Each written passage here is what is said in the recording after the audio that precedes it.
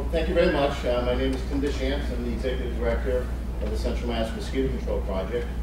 Some of you may be wondering what's mosquito control doing at a recycling conference, and I hope over the next few minutes to answer at least that one question and maybe a few more. CMMCP is a state agency. We serve 39 communities in both Worcester and Middlesex counties. We are one of 9 organized mosquito control programs in the state. Currently, there are about 189 cities and towns in the program out of the 351 cities and towns in the Commonwealth. So there's still a fair amount of area that do not have a program. It is a voluntary program, and what that means is cities and towns choose to belong to the program. Towns will vote either through a special or annual town meeting, and cities vote through city council. And we do offer a full program of mosquito control, which is a year-round program. This is a map of our service area. The yellow towns are the towns that we currently work in. The red star, of course, is where we are right now. Gray towns are towns that are in a different program. Norfolk County down here, East Middlesex Mosquito Control over here, and Northeast Mass Mosquito Control up there. As you can see, there are a fair number of white towns which do not have a program at this time. So there's definitely a lot of area that are not currently being covered. This is just a statewide map showing all the mosquito control districts in the state. Northeast Mass, East Middlesex, Central Mass is dark blue, Norfolk County, Plymouth County, Bristol County, Cape, and then a small program out in Berkshire County. And again, a very large swath of the central part of the state is not as a program.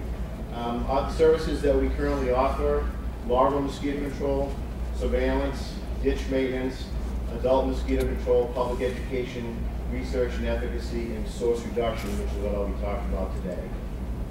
Now, source reduction, of course, has many definitions. As defined by the Florida Coordinated Council on Mosquito Control, it's one part of an integrated pest management program. It's usually the most effective and economical technique available by eliminating mosquito sites.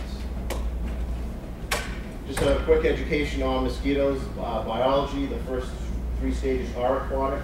Eggs are laid either in the water or close to the water in damp soil. Larvae hatch from the eggs, go through 4 different developmental stages, then turn into a pupa, which actually has a fully formed mosquito inside of it. Then they hatch from the water and are what we're familiar with seeing following us on a summer evening. Larval habitat is dependent on species. Here is a vernal pool which has associated species with it: red maple and cedar swamps, a different species, and contain retention-detention ponds that have separate species, especially with emergent vegetation. And tires, believe it or not, are actually a preferred habitat for 2 species of mosquito in the state, both of which do carry and transmit West Nile virus. Their names are Ocleritatis japonicus and Culex pipiens. OC japonicus is actually a fairly new species in the state. We identified it for the first time in the year 2000. It's an invasive species from Japan. It's assumed that they came in on used tires in New York sometime in 98 or 99, and then shortly thereafter showed up in Mass. This program for us, again, is very new. We did a kickoff for Earth Day in 2010. It's offered to residents and town officials from our service area. The cost to us is $2 per tire, which is a cost that Ralph here charges off a state contract. Then, of course, there would be the labor and materials additional to that.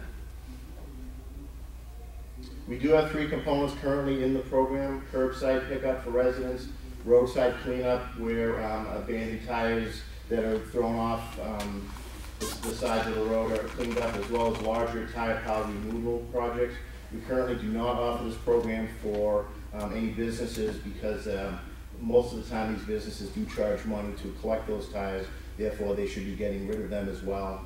We do plan an educational component very shortly after to educate them about the fact that they do need to continue to process these tires completely. The curbside pickup is composed of notifications in local newspapers, cable systems, etc. Residents will then notify us regarding the quantity of tires they have as well as the location. We place them in a database, and then when we gather enough residents from the locality, we will schedule them, touch base with them, and then to date we've collected 559 tires from this program. The Roadside Cleanup is a database of sites that require monitoring and treatments as necessary. All of these areas that we have that develop mosquito larvae are put on site cards, and the technicians are trained to identify the larvae, and then if they do find active larvae, they put a bacterial product directly in the water at the time. So the Roadside Cleanup and the large tire pile cleanup will eventually save us time because we can eliminate these sites completely. And as you can see, they range in size from a single tire to several dozen, and 746 tires have been collected this part of the program. And abandoned tire piles, again, have a significant database of these areas. These sites range from several dozen to over 1,000.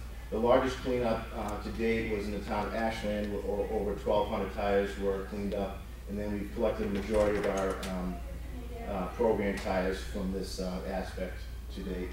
This is just a screenshot of the Ashland tire pile. This is not actually 1,200 tires. There were 4 or 5 sites about this size scattered throughout this area, as well as individual tires, probably encompassing about a 3 to 4 acre site. And then this next shot is what it looked like after we had come and gone. That was a very good project for us. We did coordinate with the property owners, one of which was Sudbury Valley trustees, and also in coordination with the town of Ashland to use some of their equipment and personnel. This is, again, the map of our service area, towns in yellow. These red dots are locations that we have database and currently require monitoring and treatment as necessary. There's approximately 565 sites that we have monitored in this way. And this next site is all the green dots are the sites that we've currently cleaned up. So again, we've done a fair amount of cleanup in some of our towns, Milford, Hopedale, Holliston, Sherburne. Definitely have to do some more work in some of our northern localities. But you know, for the first year of the program, I feel this is a very good start. Some of the collection strategies for the curbside and roadside, as well as the smaller tire piles. This is a vehicle that we do have. It's a rack body dump. Holds about 75 tires at a time. The technicians will go out and load them up. They've learned how to load them on in a special way so that they can actually get a fair number on there.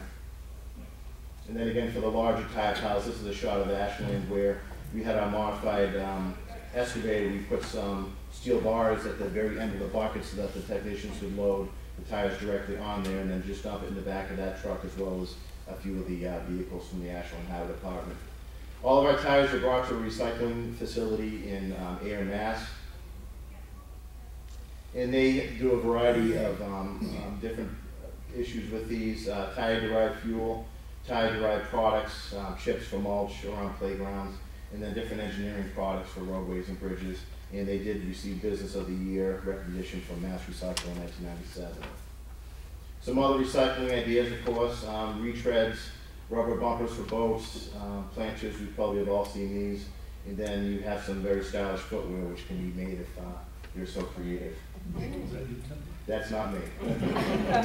Another good creative recycling idea is actually building, using them as building products. This is Elizabeth Rose's garage that she formed the walls out of tires. Now from the outside, of course, it looks like your normal garage.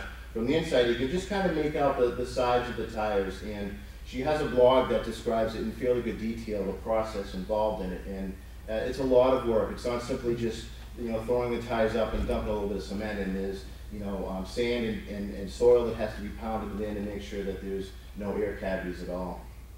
And she also did tell me about a program that's operating in Guatemala where they've actually built several buildings.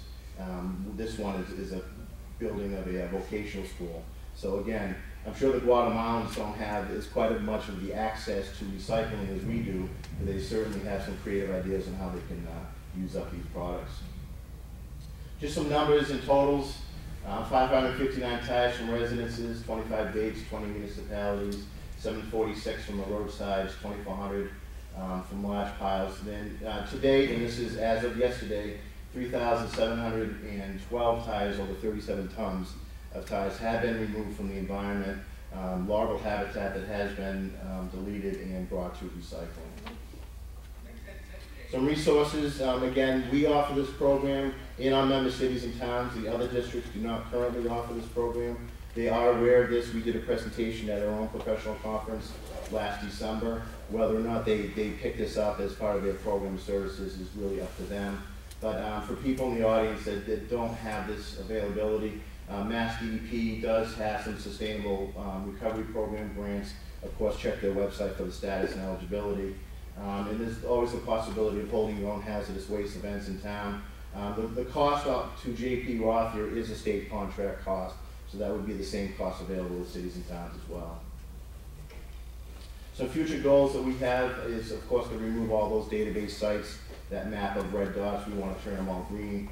Some additional residential cleanups. There's obviously going to be areas in backyards that we currently do not know about. And of course, to educate and encourage businesses to remove their tire piles, because that can be a significant source as well.